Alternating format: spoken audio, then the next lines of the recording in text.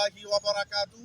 প্রিয় এমপিওভুক্ত শিক্ষক কর্মচারী ভাই ও বোনেরা, আপনারা ইতিমধ্যে অবগত হয়েছেন আমরা এমপিওভুক্ত শিক্ষা জাতীয়করণ প্রত্যাশী জোটের ব্যানারে এমপিওভুক্ত শিক্ষা জাতীয়করণ, এমপিওভুক্ত শিক্ষকদেরকে শতভাগ উৎসব ভাতা, সরকারি নিয়মে বাড়ি ভাড়া এবং মেডিকেল ভাতা প্রদানের দাবিতে জাতীয় প্রেস ক্লাবে 12 ফেব্রুয়ারি থেকে আমরা টানা 22 দিন আমরা আন্দোলন করেছি।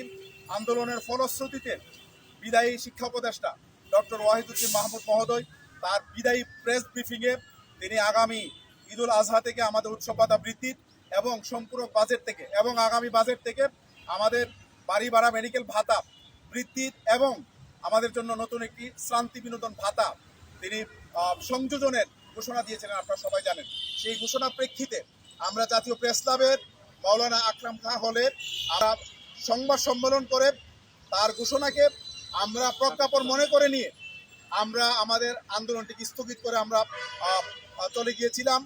আমরা এরপরে আমাদের জায়গা থেকে মিনিস্ট্রিতে বিভিন্নভাবে আমরা তৎপরতা চালিয়েছি যাতে করে প্রতি উপদেষ্টা মহোদয়ের ঘোষণা অনুযায়ী আমাদের প্রজ্ঞাপন জারি হয়।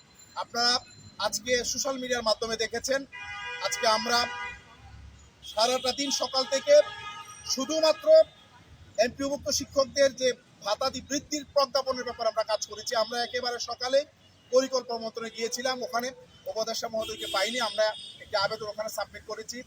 পরিকল্পনা সচিব মহোদয়ের ওখানে গিয়েছিলাম, ওখানে তার পিএসের সাথে আমরা কথা বলেছি, ওখানে আমরা একটা আবেদন সাবমিট করেছি। এরপর আমরা শিক্ষা মন্ত্রণালয়ে এসেছি।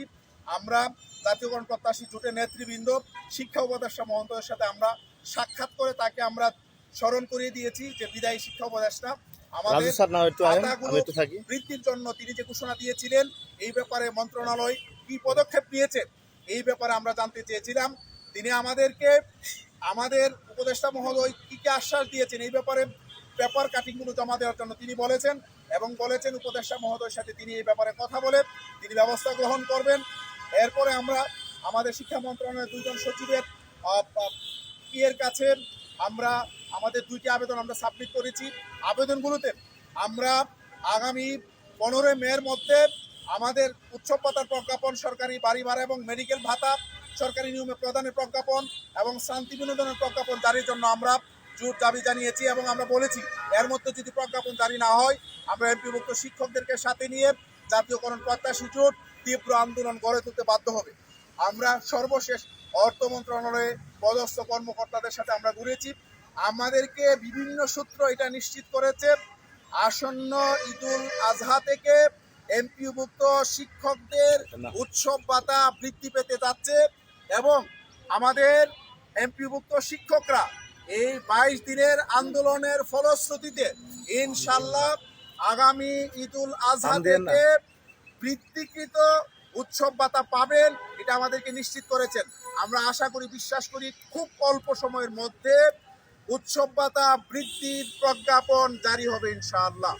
প্রিয় এমপিভুক্ত শিক্ষক কর্মচারী ভাই বোনেরা, এবং বাড়ি ভাড়া এবং মেডিকেল ভাতা এবং শান্তি বিনোদনের যে প্রজ্ঞাপন এটি শিক্ষা মন্ত্রণালয় থেকে এখন পর্যন্ত পাঠানো হয়নি। এই ব্যাপারে শিক্ষা মন্ত্রণালয় থেকে প্রস্তাবনা যখন পাঠানো হবে অর্থ মন্ত্রণালয় এই ব্যাপারে তারা কাজ করবেন। আমরা এখন কাজ শুরু করেছি যত দ্রুত সম্ভব যাতে আমাদের শতভাগ উৎসব ভাতা বা উৎসব ভাতা বৃদ্ধির প্রজ্ঞাপনটি জারি হয় এবং আমরা কাজ করছি যাতে বাড়ি ভাড়া মেডিকেল ভাতা এবং শান্তি বিনোদন ভাতার প্রজ্ঞাপন জারির লক্ষ্যে শিক্ষা মন্ত্রণালয় থেকে অর্থ মন্ত্রণালয়ে যাতে প্রস্তাব পাঠানো হয় এই লক্ষ্যে আমরা কাজ করেছি। আমরা আপনাদেরকে এটুকু বলতে চাই, জাতীয়করণ প্রত্যাশী জোট প্রতিষ্ঠা লগ্ন থেকে নিরলসভাবে আপনাদের দাবি দাওয়া নিয়ে মাঠে ঘাটে এবং মন্ত্রণালয়ে ধারাবাহিকভাবে কাজ করেছে। আমরা একবার অনেস্টলি বলতে চাই, আজকে আমরা যারা আমাদের সেখানে উপস্থিত আছেন, আমার আহ্বায়ক মহোদয় এখানে আছেন, অধ্যক্ষ মনিরুদ্দিন স্যার, আব্দুল্লাহ সিদ্দিকী স্যার আছেন, আবু তালেক সোহাব স্যার আছেন, আমাদের হাবিবুল্লাহ রাজু স্যার আছেন, আমাদের তুফাইল স্যার আছেন, আমাদের রবিউল স্যার আছেন এবং রফিকুল ইসলাম স্যার সহ যারা আছেন, আমরা সারাটা দিন শুধুমাত্র আপনাদের এই ভাতাগুলো বৃদ্ধির প্রজ্ঞাপনের জন্য কাজ করেছি।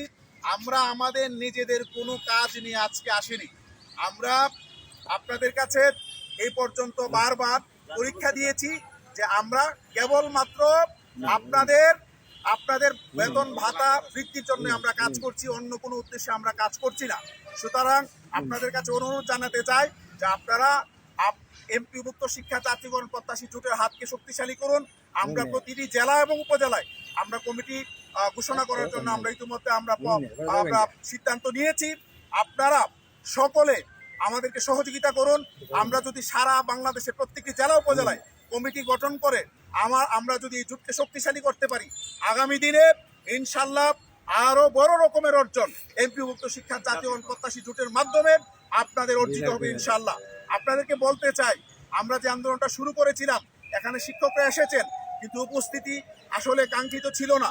যদি ভালো উপস্থিতি হতো, আজকে হয়তো প্রজ্ঞাপনটা হয়তো আরো অনেক বেশি প্রাপ্তি নিয়ে হয়তো আমাদের প্রজ্ঞাপনটা জারি হতো। এরপর আমরা খুশি এবং আলহামদুলিল্লাহ যে আমাদের এই হার না মানা 22 দিনের আন্দোলনের প্রেক্ষিতে অর্থ মন্ত্রণালয় এবং শিক্ষা মন্ত্রণালয় উদ্যোগ নিয়েছে এবং অল্প সময়ের মধ্যে আমাদের উচ্চ ভাতা বৃদ্ধির প্রজ্ঞাপন জারি হবে ইনশাল্লাহ।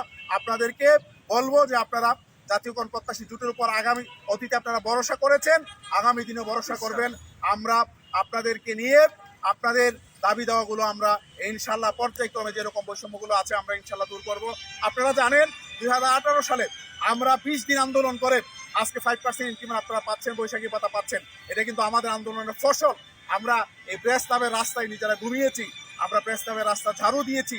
প্রেস ক্লাবে আমরা অসহনীয় পরিশ্রমের ফলে আজকে 6 লক্ষাধিক শিক্ষক পরিবার আজকে কিন্তু আপনারা 5% ইনক্রিমেন্ট পাচ্ছেন, আজকে বৈশাখী ভাতা পাচ্ছেন এবং খুব অল্প সময়ের মধ্যে ইনশাল্লাহ আগামী ঈদুল আজহা থেকে আমরা আশা করি, বিশ্বাস করি আপনারা ইনশাল্লাহ শতভাগ উচ্চ ভাতা, আপনাদের যে উচ্চ ভাতাটি রয়েছে ইনশাল্লাহ বৃদ্ধি পাবে।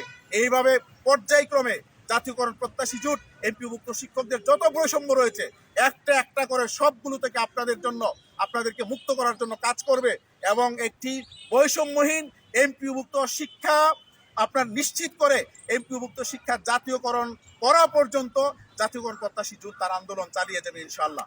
সকলকে ধন্যবাদ জানাচ্ছি।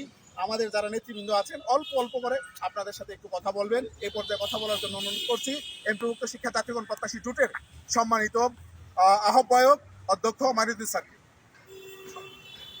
আসসালামু আলাইকুম। আজকে সারাদিন আমরা আমাদের শিক্ষক নেতৃবৃন্দকে নিয়ে মন্ত্রণালয়ের বিভিন্ন দপ্তরে আমরা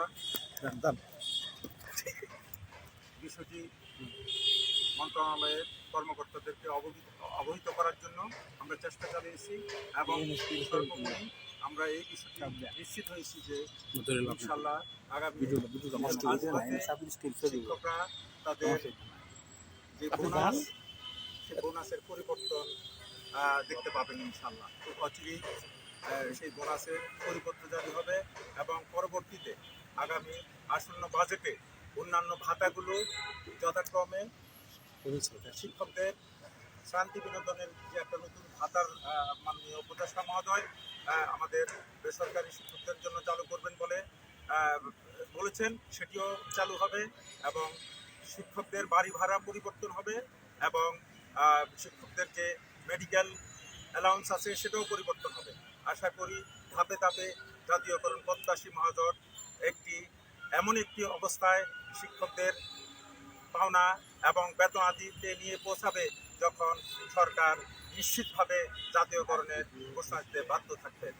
এই বলে আমি আমার বক্তব্য শেষ করছি। খুদা হাফেজ, আল্লাহ হাফেজ, ইনকলাব জিন্দাবাদ।